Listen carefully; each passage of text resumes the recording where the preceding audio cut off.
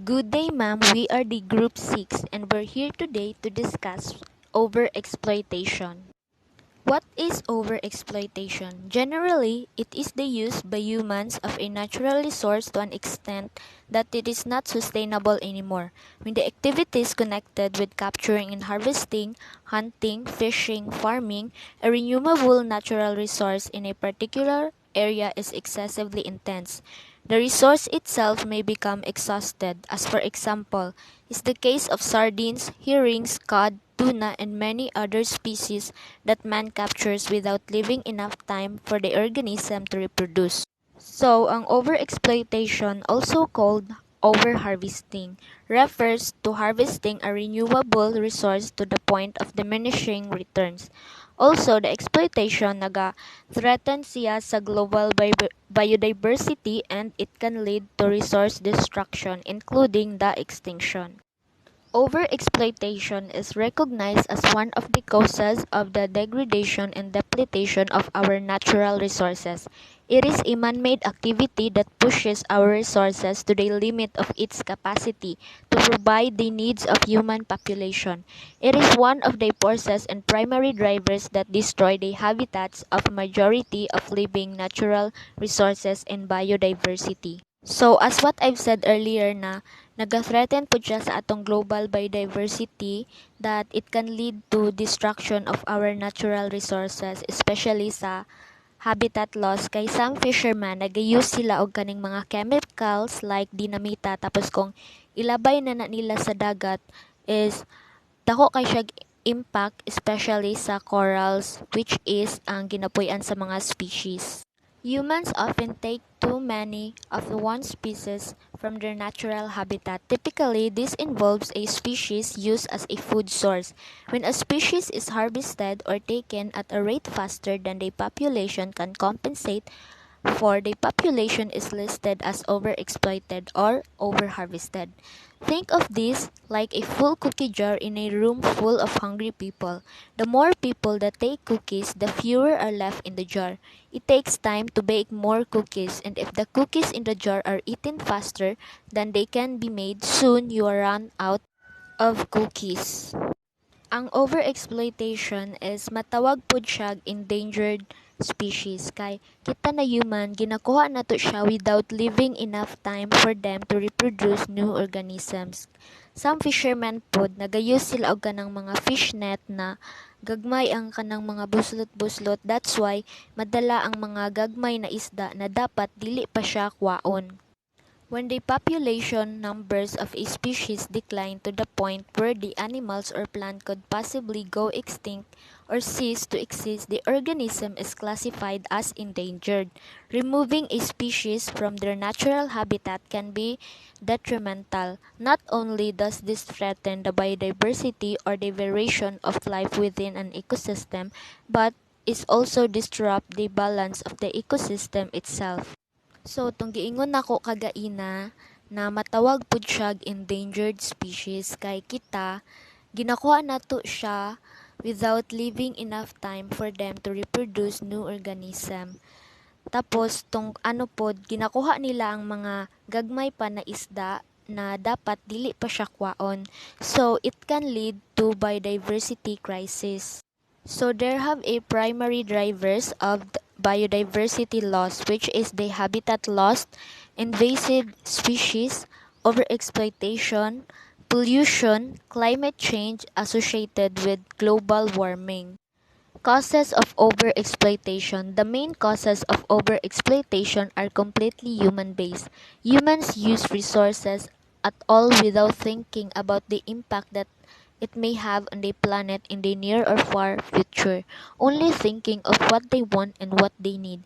Human population growth, increased consumption, and reduction of resource efficiency are the major factors that influence the escalation of overexploitation.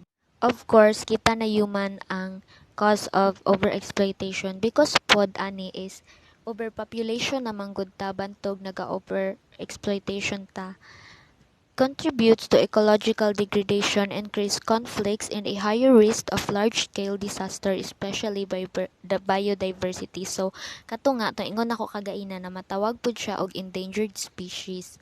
Kay, it can lead man sa biodiversity crisis. Impacts of overexploitation. Short-term impacts sa atong natural environment. Endangerment leading to extinction of species possibly endemic to the area due to overfishing or other reasons. For example, if nasobraan ang pagkuha sa mga fish, maka-create siya imbalance nga maka-erode sa food web, nga mao'y dahilan nga nung ma-loss ang other important marine life, including ang mga species like sea turtle and corals. Loss of natural habitat for native. Daghang klase ang makakause sa habitat loss, like land conversion for development for growing population, like mining for materials, harvesting lumber for paper products, kani mga papel natong ginagamit, ginasulatan, and apil pud ang agriculture. Deforestation and overfishing. Like sa deforestation, makaapekto siya sama sa biodiversity, greenhouse gas emission, forest fires, water cycles, ug soil erosion. Ang sa overfishing, sama sa kung gingon maka-create siya imbalance. Pollution caused by construction. Ang pollution nag-cause siya both air and water pollution construction. Like harmful chemicals nga ilahang ginagamit, pwede po siya maka-apekto sa workers ug sa environment. Loss of apex predator in an ecosystem causing the collapse of the ecosystem and its biodiversity. Ang apex predator kay importante kay mao ni ang nag-operate sa negative feedback sa prey populations. Loss of apex predator makakause siya ginatawag nga prey populations ug sa community structure. Ang predator is diversity and communities. Sa human environment, lack of natural wonders to visit due to overexploitation. Kanang wala na siya ginadayo tungod sa overexploitation na ato ang ginabuhat. Not enough fish to be eaten. Wala na isakto nga ginakaon ang atong mga isda. Job loss due to lack of species. Kanang nawalaan kag trabaho tungod kay naapektuhan ang imuhang ginatrabaho nga livelihoods, then ang income wala na kayo, so mao nang mawalan kayo og trabaho. Countries who rely on tourism to fuel their economy will lose their main source of income due to overexploitation of the tourism that they created. Ug isa pod sa makaapekto sa human environment is kanang maasa sa turismo nga mapoy nag-cause nga mawala ilang main source income tungod sa overexploitation nga gina-create sa tao. Sa long-term impacts na podta, natural environment, complete use of fossil fuels and other non-renewable resources. If ang fossil fuels are burned, mag-release siya carbon dioxide ug other greenhouse gases, which is turn trap heat sa atong atmosphere. Non-renewable fuels naga-include siya coal, oil, and natural gas. Some cases of overexploitation may contribute to the growing problems of global warming and climate change. The construction of tourist resorts and service to exploit the environment. Overexploitation naga-contribute og problema sa global warming and climate change. For example, the construction of tourist resort and service to exploit the environment, kanang nasobraan nila og paggamit maong nakakos siya og overexploit sa atong environment. Overexploitation is one of the 5 main threats to global biodiversity. Ang overexploitation is a severe issues like global warming, food insecurity, climate change, and mineral depletion. Defacement of natural landmarks. Kani is nagapahina siya sa ato ang natural landmarks. For example, isang ato ang mga mountains, ocean, lakes, and deserts. Sa human environment, the effects of global warming, climate change, and pollution will affect the human lifestyle more severely. Grabe ang epekto sa atong human environment like climate change, global warming, ug pollution. And maapil po na nga to ang ginatawag nga lifestyle ug ka-epekto. Loss of source of electricity and overexploitation to the coal industry, heightening the price of electricity, water, and gas, and impacting hugely on the average of human lifestyle. From the word loss of sources, ang pagkawala sa atong ginakuhaan like fossil fuels, nga sa atong magataas ang atong price sa electricity, sa water and gas, nga naga-impact sa average sa human lifestyle. Loss of resource will eventually cause wars between nations over that resource because of the necessity of the resources. The wars would be fought on a huge scale, possibly starting another world war. Kani is ang pagkawala sa atong ginakuan og source like for example, food, water, trees nga nagadulot og away tungod sa atong mga kinahanglanon. Finding the way to sustainability. In the Philippines, the impact of overexploitation, particularly by fisheries, is manifested in the poor state of reef fisheries, the reduction in biodiversity of reef-associated fish communities, and by shifts of their trophic structures. So fisheries play an important role in both poverty prevention and poverty reduction.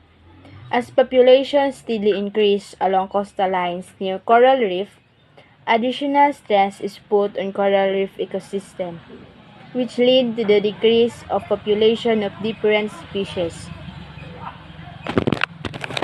Ecosystem overfishing combined with effects of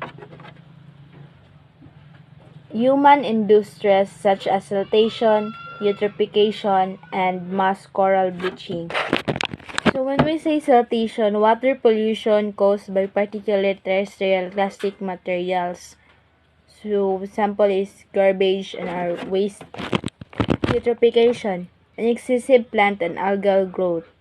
And mass coral bleaching. Coral turns to white, which is caused by changing temperature, lights, and nutrients. So the recovery of the depleted and degraded reef and mangrove habitats may take more than 20 years. Even effective reduction in intermediate causes will occur.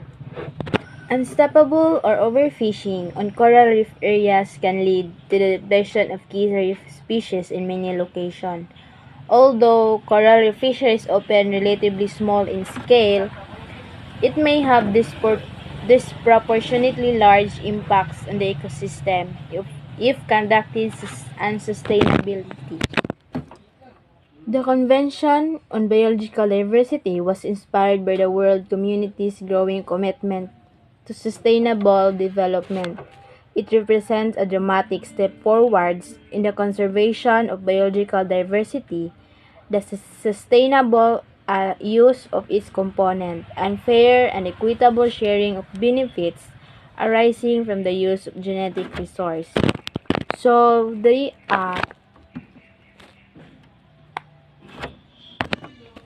overexploitation of resources has led to the present biodiversity crisis.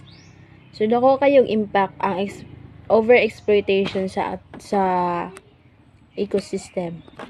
The failure to the act on biodiversity crisis called for new action and rethinking of the goals. So the strategic plan for biodiversity is composed of 5 strategic goals which are supported by 20 specific measurable targets.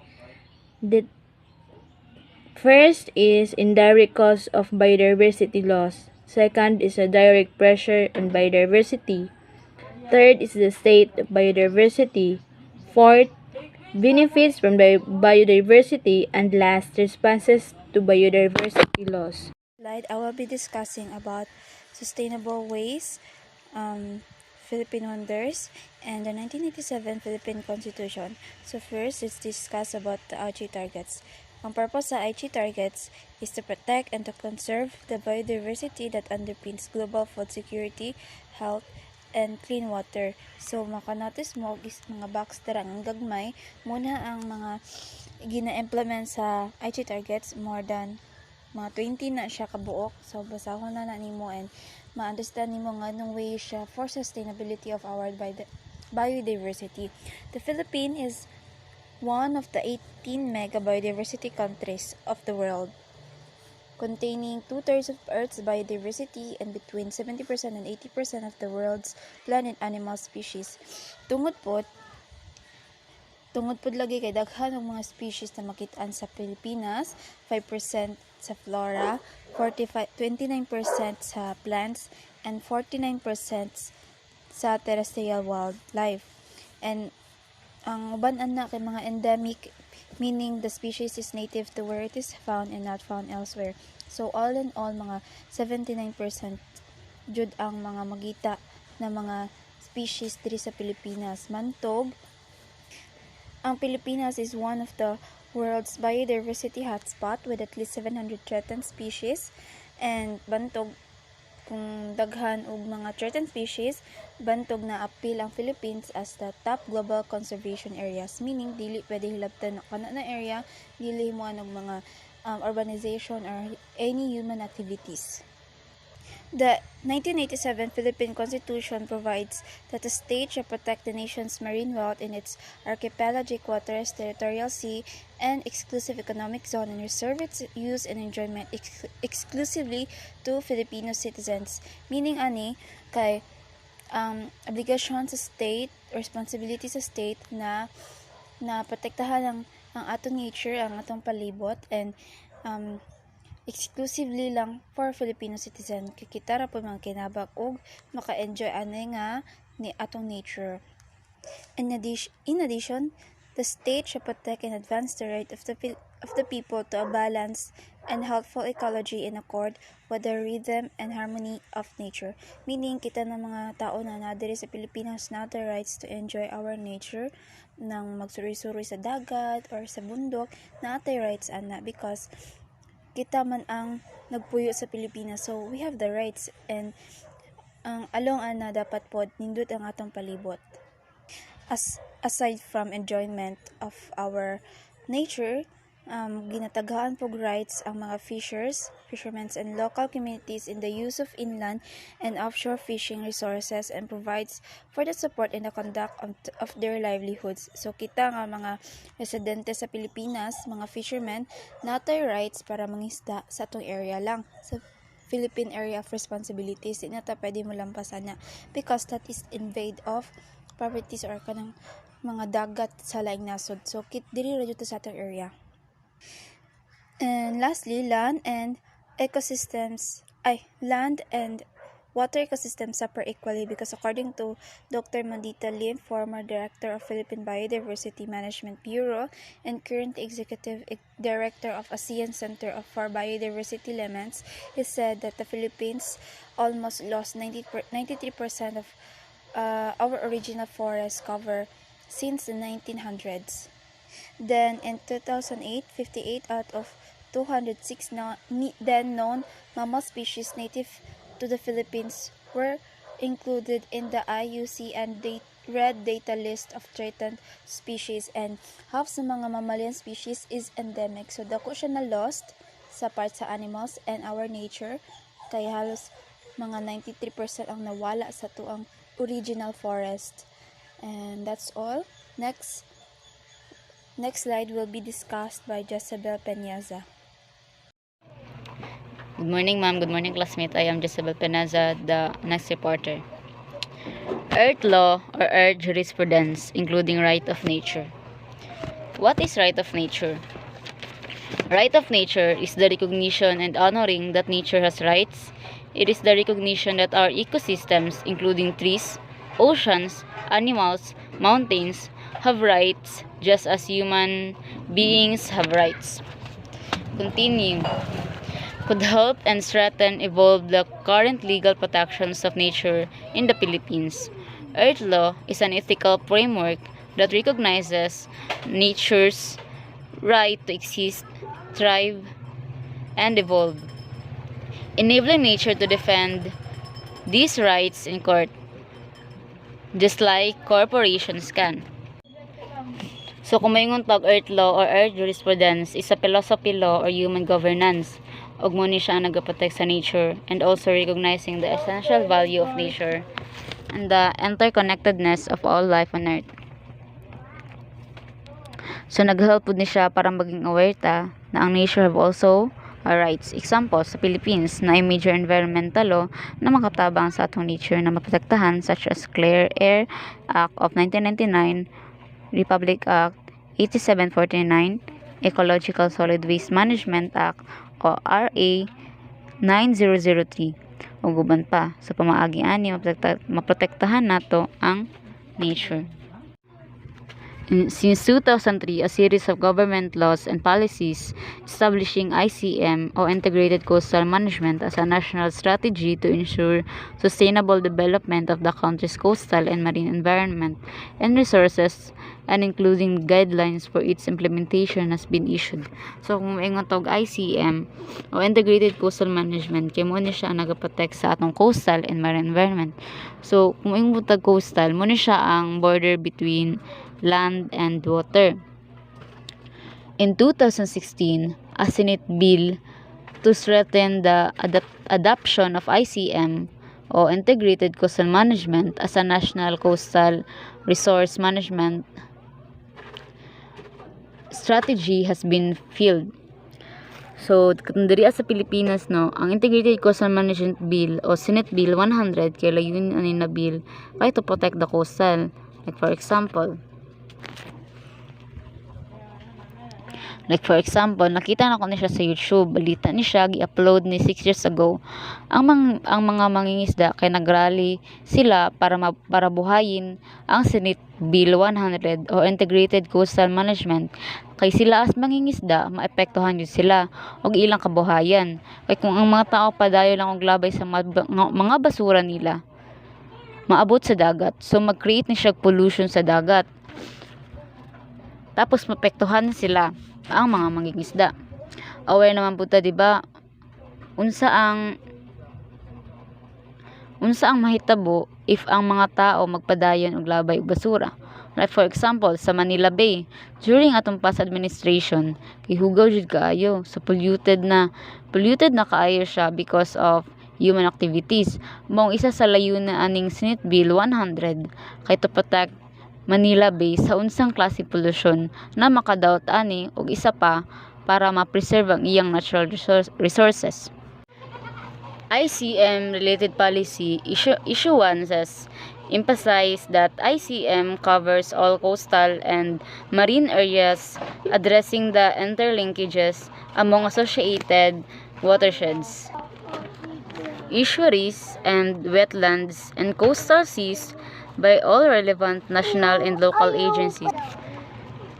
This means that the management approach should encompasses forest, river, and marine areas due to their interconnectedness.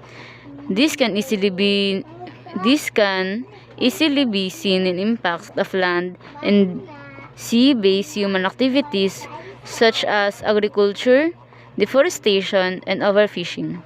Because of ICM's integrative characteristic consistent with the principles of RON, ICM is used here to show common principles applied to both RON and ICMs. So, ang common sa RON ug ICM kay isa lang ilahang purpose to protect and mahatagan og rights ang nature and to maintain the cleanliness of it. Maura og daghan salamat.